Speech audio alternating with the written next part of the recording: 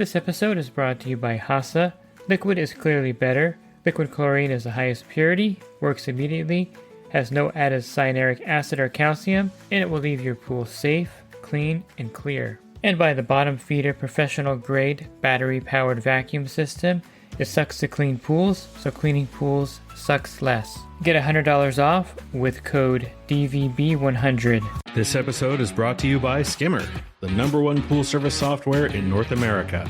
With Skimmer, you can streamline your schedule, grow your revenue, and keep your customers coming back with 5-star service. Whether you're a one-person operation or an established team, Skimmer is your partner in success. Visit getskimmer.com/poolguy to try Skimmer for free for 30 days.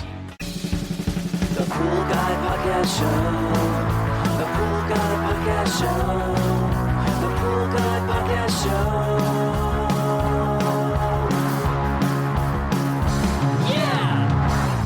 Hi, welcome to the Pool Guy Podcast Show. In this episode, I'm going to talk to you about safety.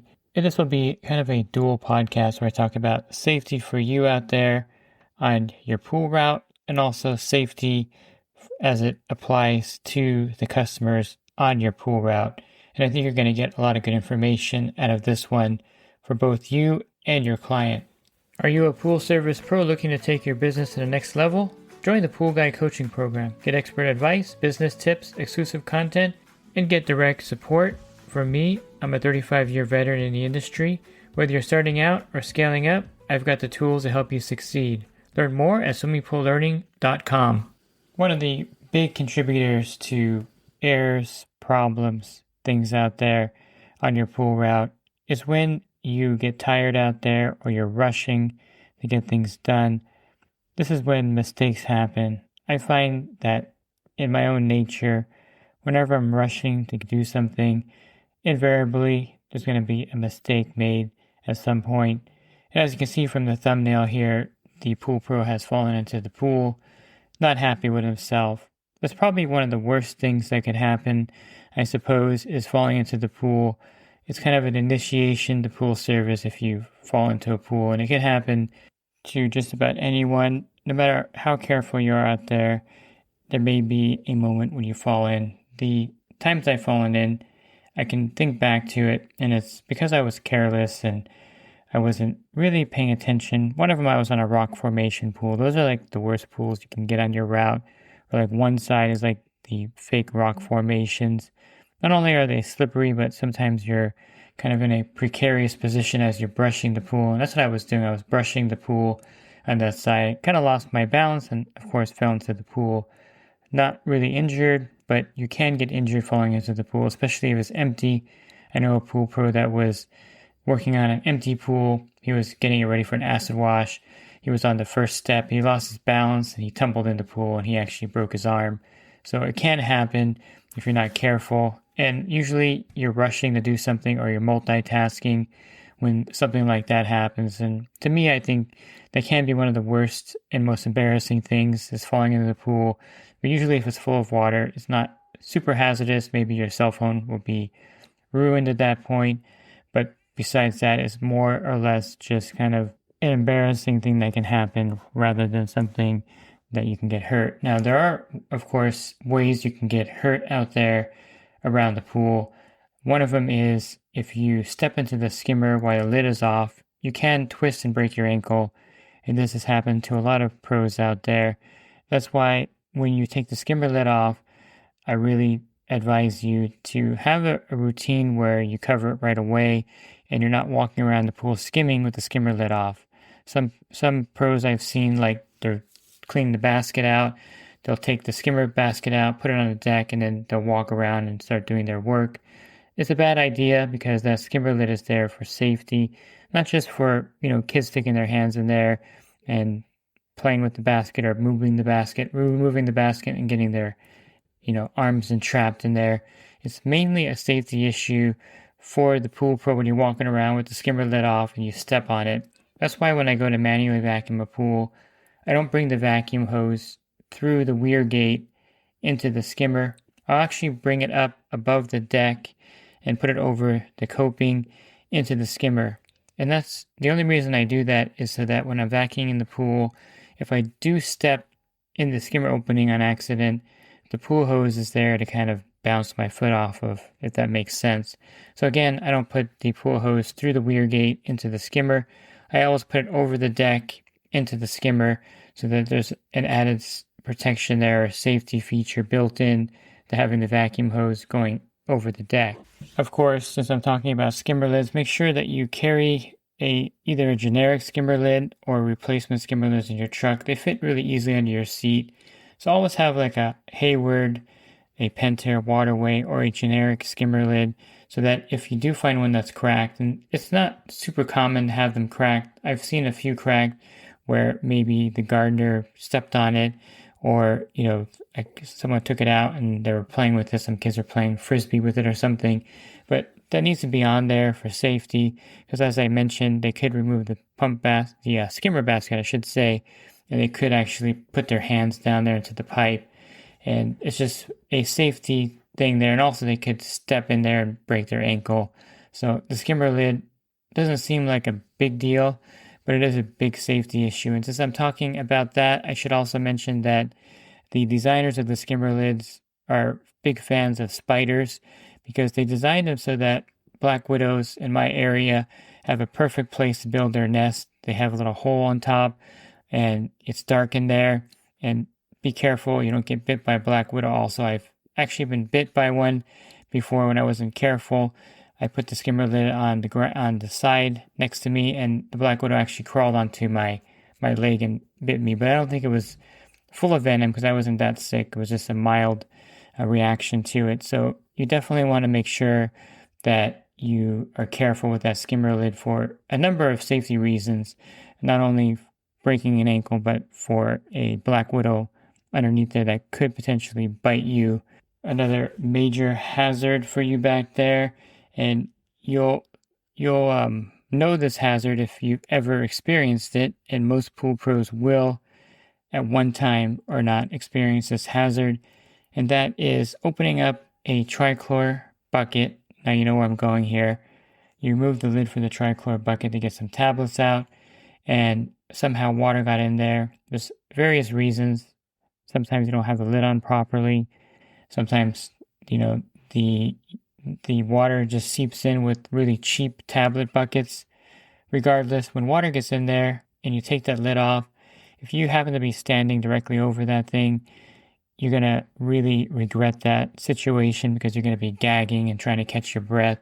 The chemical smell, or the chemical that's produced by the cyanuric acid in the tablets and chlorine mixing with a small amount of water, is very much like the mustard gas they use in World War I.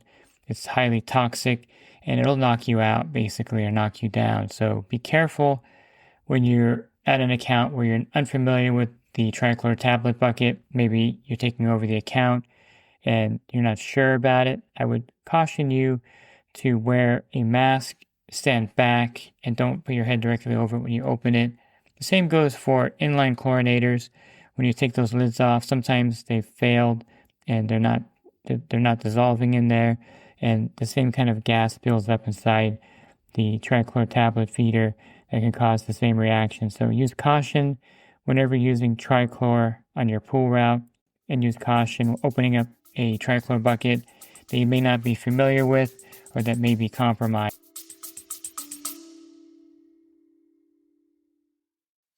And the Pool Guy Podcast Show has teamed up with UPA to bring you affordable, reliable liability insurance starting at just $64 a month. Get up to $2 million in coverage, and the members of my coaching group get an even lower rate. Protect your business and your peace of mind. Sign up with UPA today by clicking the link in the podcast description. Let me switch gears a little bit, and I'll talk a little bit about the safety for your clients. And these are the safety gates, self-latching gates, also the automatic covers on the pool. You want to make sure that you always double check those black mesh safety gates whenever you're leaving the account. And if you're going out to your truck to get something, I always make sure I close those gates and make sure they're secure. I've run into situations, and this is a scary situation, where you leave it open to go get something in your truck, and there's like a little kid back there, and you're like, where did this kid come from? So you want to make sure that those safety mesh gates are always closed behind you under every circumstance, because you don't know if there's a kid playing in the side yard and he'll wander over to the pool area. And of course, the liability for something like that happening, a child drowning while on your watch, is a pretty tremendous liability problem. And of course, loss of life and all the tragedy that goes with that. So you can prevent that by being very conscientious about latching the gates. Whenever I close one of those black mesh gates, I always pull on the gate to make sure that it's latched, and once in a while it'll actually pull open.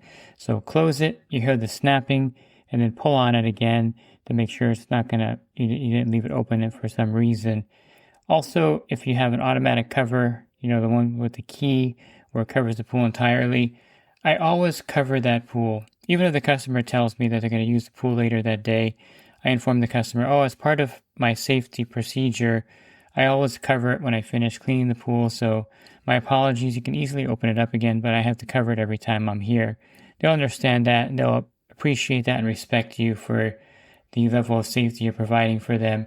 So make sure that when you open up that pool to clean the pool, and then close that up right away. Now, if there's a mechanical problem, which does happen with these, where the motor stops or the cover comes off its track and is hanging into the pool, I always let the customer know immediately to call out the cover company.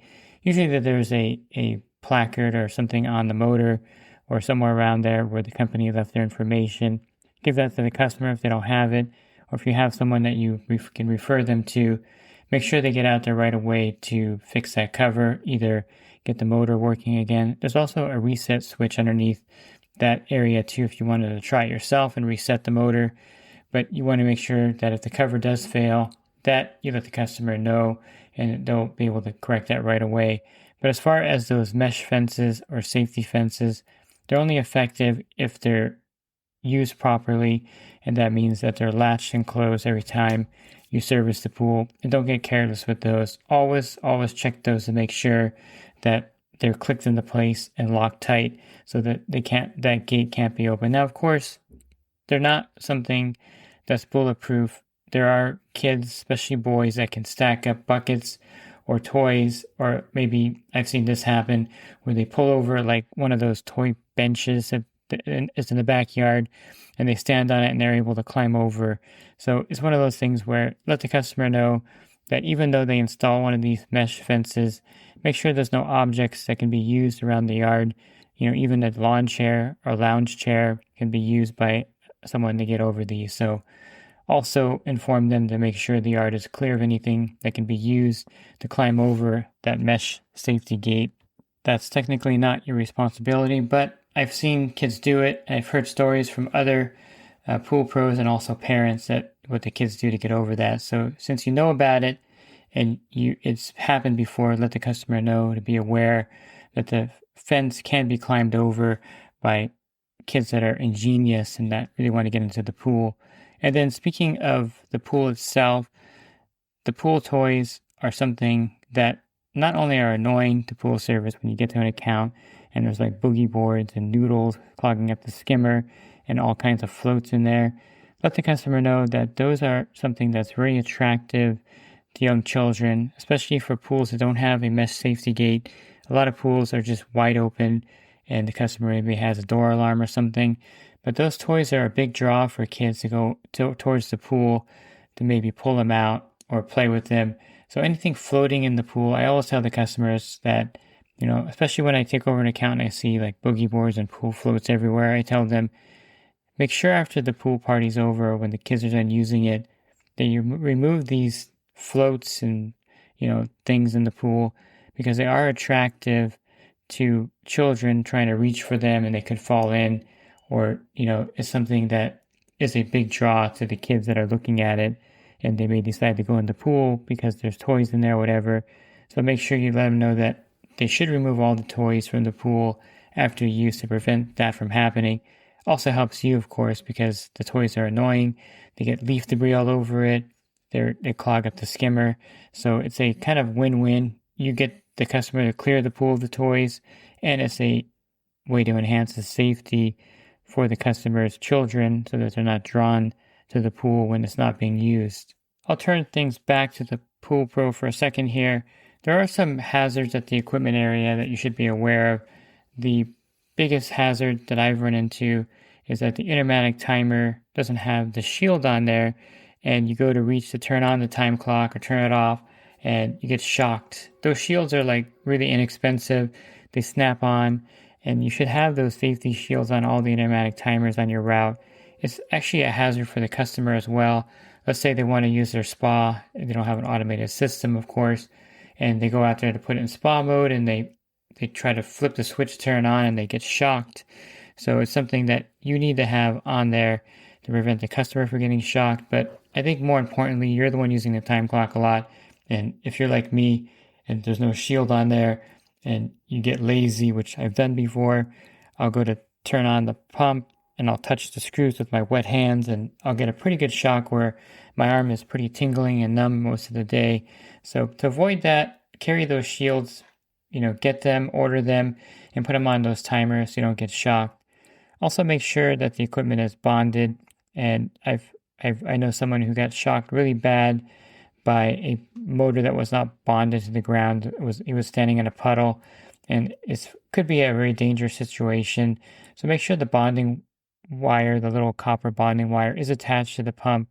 A lot of times when someone installs a new pump or a new motor, they'll put it in there and they won't reattach the bonding wire, which can be a dangerous situation. So make sure that's always attached there and everything is bonded to the ground. Also, if the equipment is within like 10 feet of the pool and it's not properly bonded, it can also affect the swimmers. The swimmers may feel like a tingling sensation in the pool, and this is something that also affects swimmers in the pool. Not only is it unsafe for you around the equipment, but it's also unsafe for the swimmers. The electrician can come out there and properly bond everything if you're unsure. And all the pumps back there should be linked together in a system along with the heater. And of course, all this goes to the bonding of the pool itself when it was built. They're all connected together to kind of keep any stray voltage from flowing, into the water or flowing into the pump that is not correctly bonded. And there's a way to bond equipment after the fact as well.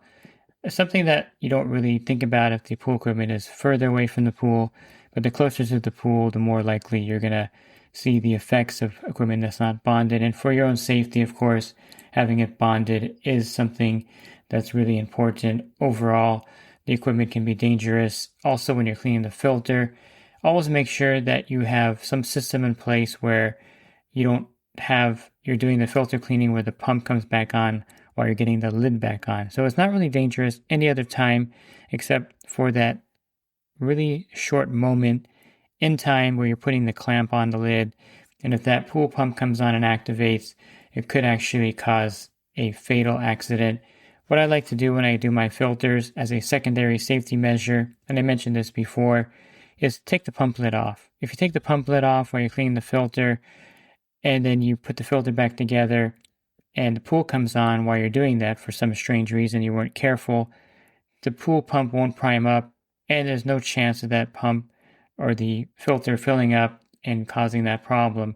So if you are paranoid like me and you're doing filter cleanings, where I've had actually a pool come back on, it was a Pentair VS pump connected to an IntelliTouch panel, and there's some kind of glitch with the old Pentair VS pumps and the IntelliTouch panels where even if you put it in service mode, sometimes that VS pump activates by itself, which is weird.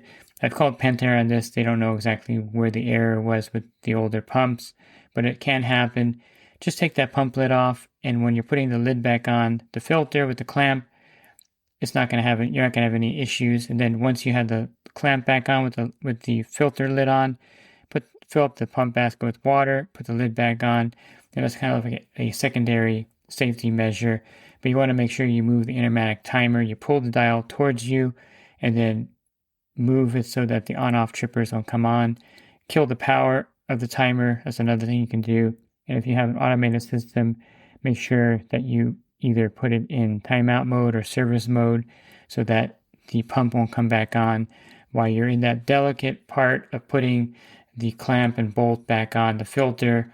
At that moment, you could have a pretty bad accident. Just take precautions and understand that being safe out there is the best way to prevent any kind of injuries or accidents, and safety should be the top thing on your mind, thinking about the pool and thinking about liability for yourself and safety for your customers and the customers' children as well. If you're looking for other podcasts, you can find those on my website, swimmingpoollearning.com. On the banner, click on the podcast icon. There'll be a menu with over 1,700 podcasts there. And if you're interested in the coaching program that I offer, you can learn more at poolguycoaching.com. Thanks for listening to this podcast. Have a great rest of your week, and God bless. This episode is brought to you by HASA, providing products that deliver clean, healthy water for every aspect of everyday life. The bottom feeder battery-powered vacuum system, portable, powerful, and only weighs 12 pounds. And Skimmer. Get Skimmer, America's #1 pool service software. Podcast listeners can try Skimmer for free at getskimmer.com/poolguy.